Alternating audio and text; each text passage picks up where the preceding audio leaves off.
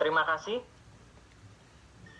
dari Krishna Eka Prasetya selaku pembicara satu tim oposisi, sangat luar biasa sekali. Kemudian selanjutnya adalah Widi Melani Nabila. Kami persilahkan. Baik, terima kasih moderator atas kesempatan yang diberikan.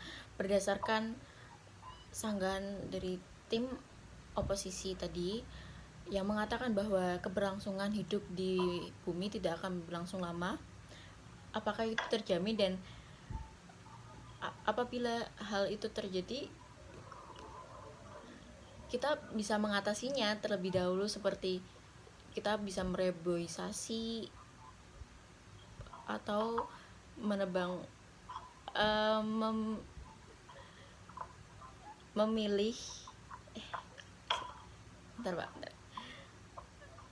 menebang pohon secara menebang pilih. Dan dengan ada berbicara seperti itu, sama halnya seperti mendoakan agar keberlangsungan bumi ini tidak akan berlangsung secara lama. Lalu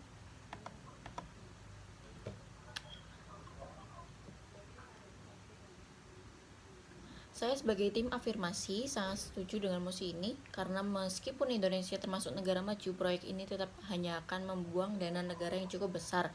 Dilansir dari laman kelaspintar.id, di beberapa waktu lalu kantor perwakilan dagang Amerika Serikat atau USTR telah mencoret Indonesia dari daftar negara berkembang. Bersama dengan Cina, Brazil, India, dan Afrika Selatan, Indonesia pun dinyatakan sebagai negara maju dalam perdagangan internasional.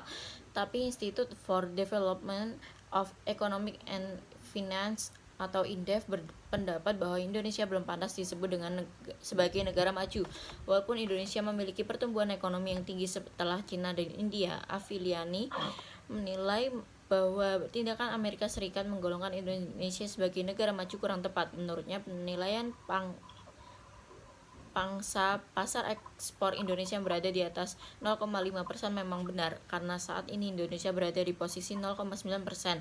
Jadi alangkah baiknya jika dana atau keuangan negara dipergunakan untuk hal-hal yang lebih berguna, seperti membantu mensejahterakan rakyat kecil atau bahkan lebih meningkatkan kualitas pasar ekspor di Indonesia.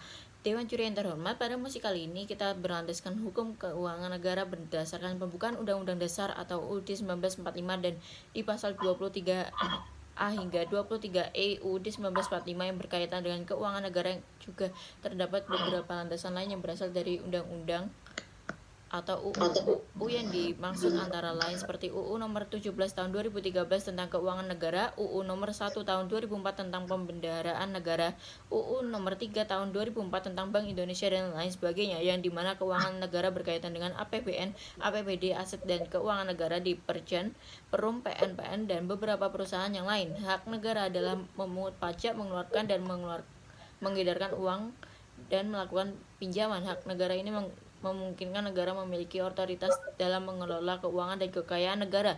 Mengingat seluruh warga Indonesia diwajibkan membayar pajak, maka pemerintah harus meminta persetujuan dengan warga negara Indonesia apakah setuju apabila manusia dipindahkan tempat tinggalnya ke Mars. Saya yakin jumlah yang tidak setuju akan lebih banyak, karena saya rasa manusia sudah mempunyai rasa nyaman tinggal di bumi. Seperti yang sudah kita ketahui juga, Mars adalah planet gurun, gersang, kering, tanpa air, dan tidak ada tumbuhan sebelumnya.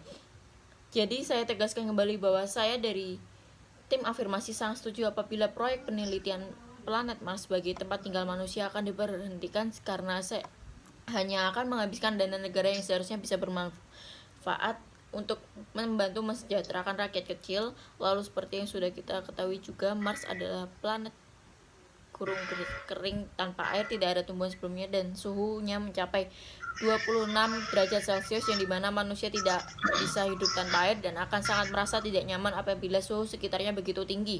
Selain itu, pemerintah juga harus meminta persetujuan kepada warga negara Indonesia sehingga tidak terjadi kerugian negara yang merugikan negara dan masyarakat. Cukup sekian, terima kasih. Wassalamualaikum warahmatullahi wabarakatuh.